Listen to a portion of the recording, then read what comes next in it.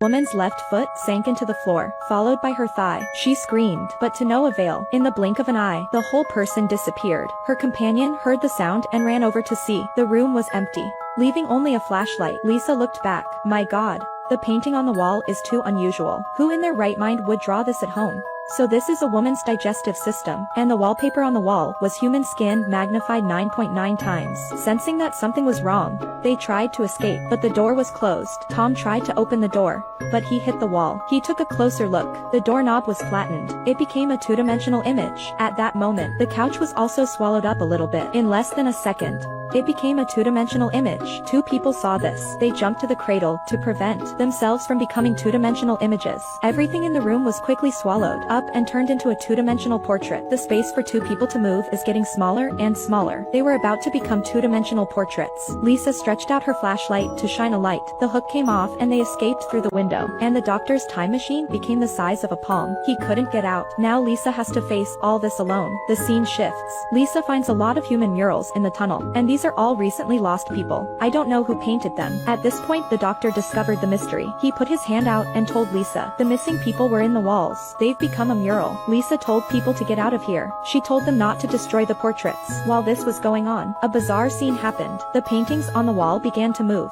The painting on the wall actually moved. One by one, they turned around. The painting on it became more and more blurred. People were very scared and turned to run. The mural on the wall turned into liquid and flowed down quickly towards the people. They fled to an abandoned warehouse and closed the door. At that moment, there was a sudden sound from the loudspeaker. Lisa climbed up the ladder. She reached her flashlight over to pick up the signal. The doctor wrote a program in 10 seconds. He translated the signal to the number 22. People looked at the guy in the corner. He had the number 22 on his shirt. While people were talking about it, he was standing there motionless. Upon closer inspection, he turned into a two-dimensional portrait. The next second, the portrait turned into a blur and paint flowed down. They rushed out. After coming to the cave, they found that all three doors were flattened. The monster didn't want to let them go. At this time, the doctor made a high-tech products can reverse the two-dimensional. I think the cell phone repair guy is better than what he did. Lisa aimed at the door and a blue light shot out. Soon the machine was emitting black smoke. The machine suddenly short-circuited. It turned out that the power of the machine was too low. Suddenly a big hand stretched out from behind. It grabbed Jack and dragged him to the back. He kept yelling. Suddenly he disappeared in a wave of light. Seeing this situation, the three men were so scared that they turned around and ran. They arrived at the gate. The doctor took out another reversal machine. After a flash of blue light, the door handle protruded back to three-dimensional. They opened the door and escaped. Lisa pointed the machine at the doorknob again. It became a two-dimensional image again. At that moment, the ground suddenly arched. The two-dimensional creatures upgraded to three-dimensional and came out of the earth. They came after them. This is a group of two-dimensional creatures. They sent green light waves at the doorknob. The doorknob rotated. They opened the door and quickly chased after several people. Suddenly the old man pulled out Lisa's time machine. He threw the machine onto the railroad tracks below. The time machine was almost broken. At that moment the ground moved. The doctor looked out and saw a train was coming fast, but the time machine was not powerful enough to move. The doctor thought of a way.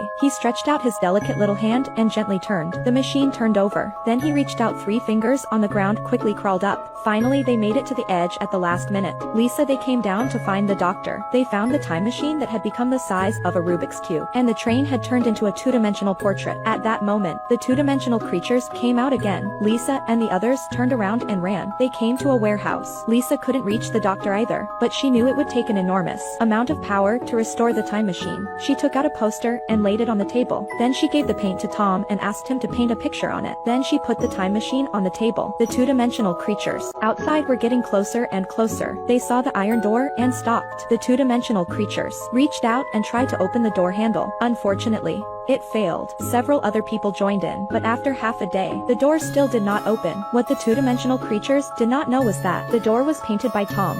It is impossible to three-dimensional, and all their energy was absorbed by the time machine. As the energy increased, the time machine flew up. They kept spinning in the air. They got bigger and bigger. Then it flew towards the two-dimensional creatures, and in one fell swoop, it blew them away. The doctor was very angry after being trapped for half a day. He came out of it. He took the flashlight Lisa threw at him and flicked it forward. A flash of blue light. The two-dimensional creature was transported back. Thank you for watching. We update the movie every day.